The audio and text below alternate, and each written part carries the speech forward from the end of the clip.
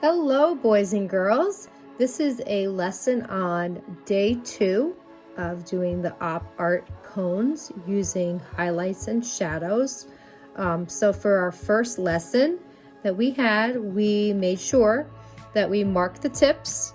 Okay, so each tip, based on whatever color theme you were using, had to be marked, and you left the center white so that you reminded yourself that every other cone had to reverse the pattern. So if you're using the same 2 colors for this through the whole thing, you would just do the opposite. So this would be purple and this would be blue. But if you're changing them to have 2 completely different cone themes, then these would be a different color theme. So I'm going to do mine using the colors I showed you in the last video, and I'm going to put these out here. Okay. So you can see that I have my crayons. Remember, we're using crayon. And I'm only going to do one more cone.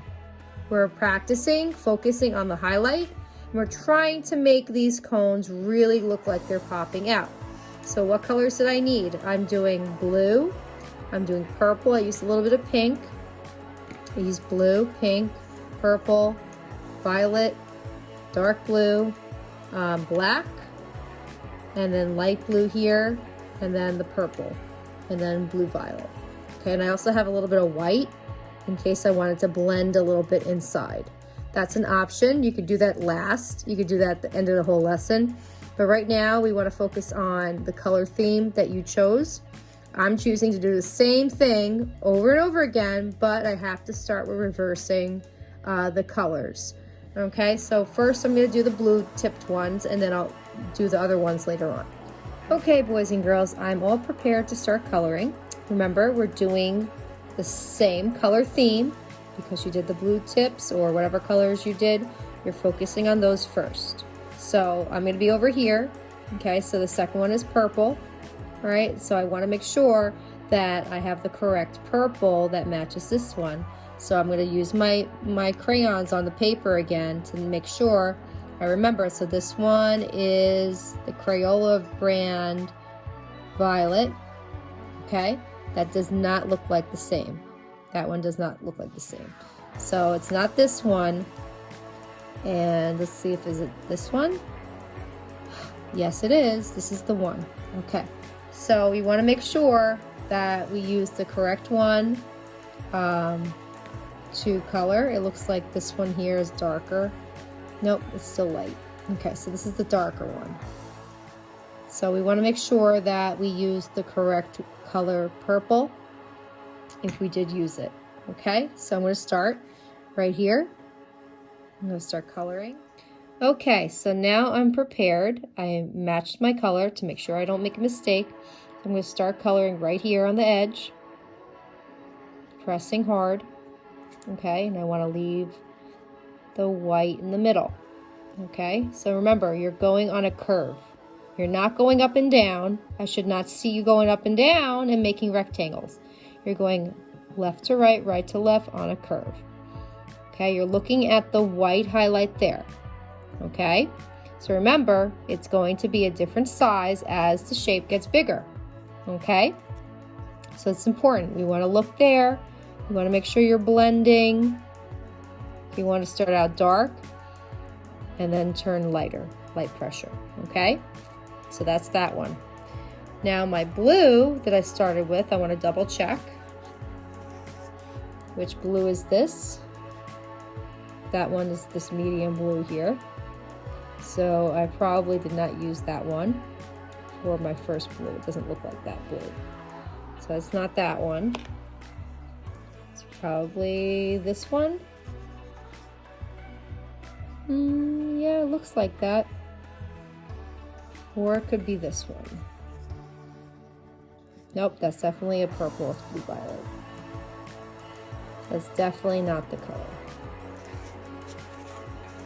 So as I said, this one here is probably the one I did. So I'm going to go right here and color that.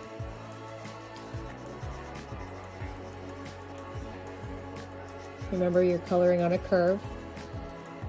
And you want to soften your hand as you get to the middle. And you want to look at that highlight from the tip. You can always darken. Remember, if you start out light, you can always put more pressure on the outline area and then soften. Very soft. Gently going over that.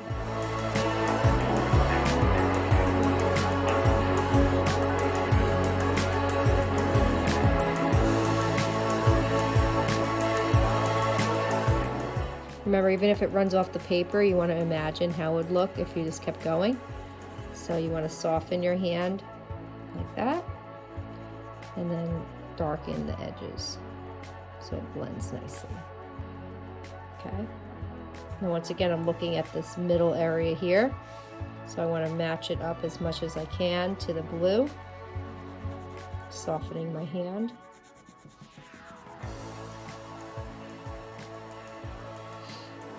Okay, and then the last step would be to do the blue.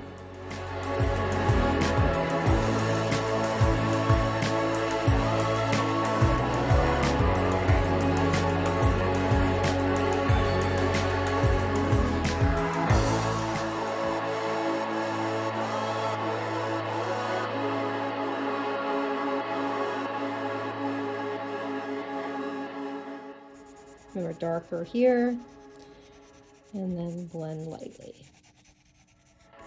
You do not go up and down. Okay, so I'm going to zoom out.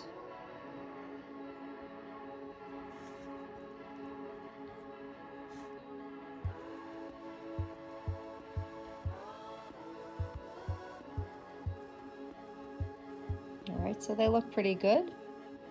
They match pretty well. Now I'm going to add the details that make the shadows, okay? So we have to work light and dark to show variety of the value of the colors. So you need to have your color varieties that you chose. And we talked about that earlier on the first video, that you needed to have the different values, lightness or darkness of a color. Okay, so these are the colors that I'm going to be working with. I'm going to blend them as best I can to match the other cone. But remember, it's very difficult to remember the order you went in. So if it's not 100%, don't worry. Just make sure you're using the same colors for the pattern. That's all that matters. The more colors you have, the more confusing it might be. So make sure you separate the colors, maybe in a little bag or something, and that way you keep going back to that, okay? Okay, so now we're gonna start working at the first one. So I'm going to take some blue and blend that a little bit here.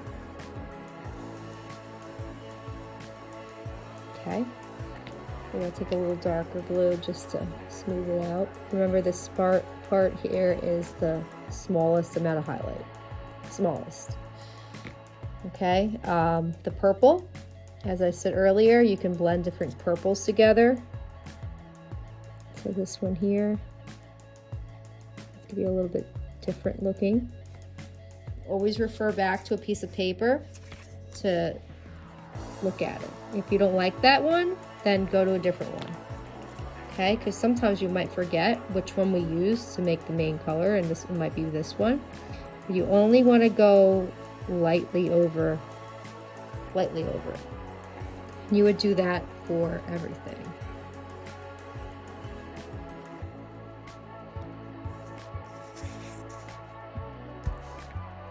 Do all the purple areas first. So this one is lighter. You can see the difference.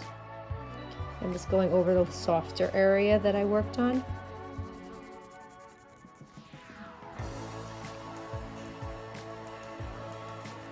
Okay, and then maybe some pink. Whatever you do to this one, you do the other one too. Okay, so moving back to this one.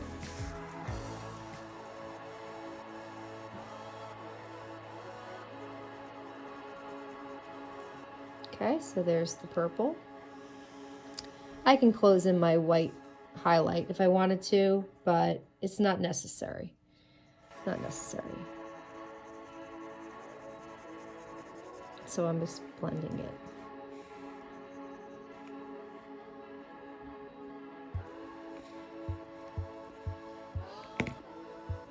You can always overlap.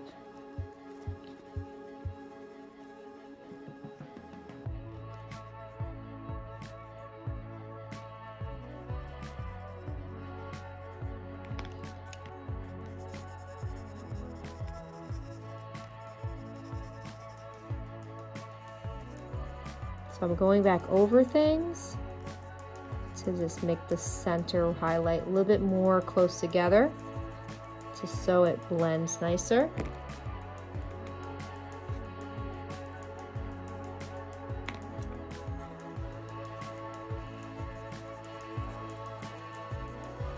And this is just up to you how you decide for it to look.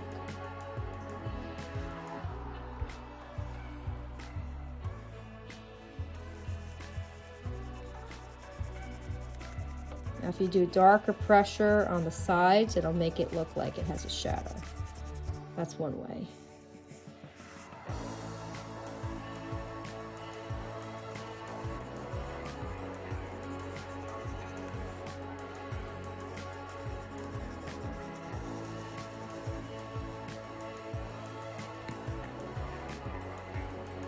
Remember, the lighter color should go towards the middle, not the darker.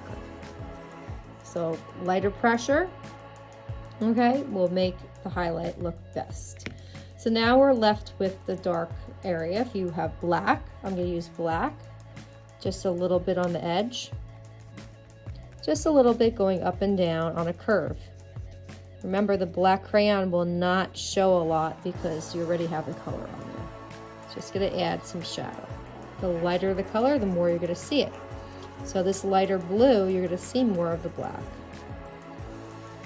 Okay, each crayon brand is different, so one might be more waxy than another. Whatever you do on the left, you do on the right. This doesn't have a blue on the right, so that's why we're not doing it. So I'm doing the shadow right here now. Again, it's just a little bit of black on the side, and we're going on a curve. We're coloring on a curve because the shadow is on a round object, okay?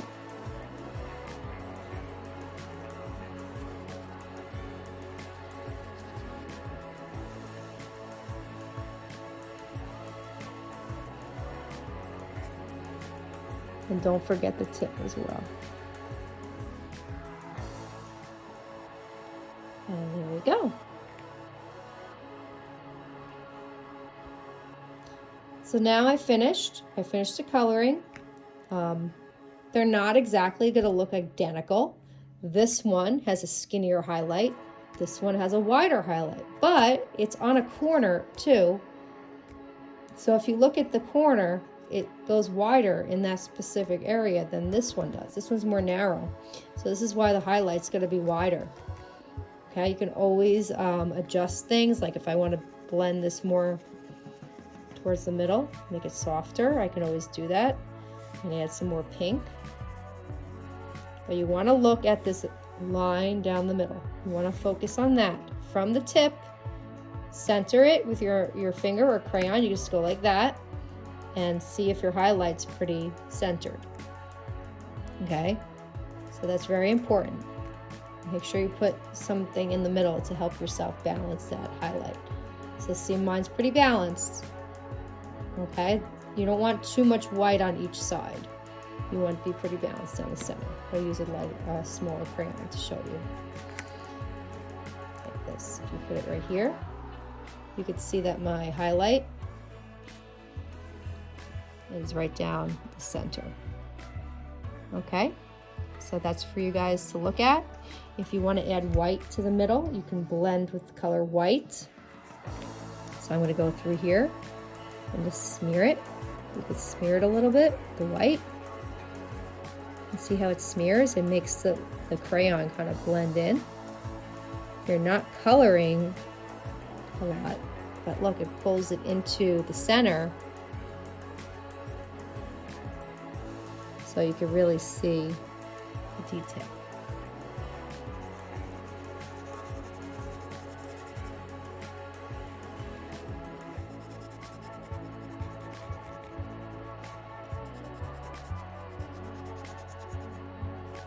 Okay. So I hope that helps.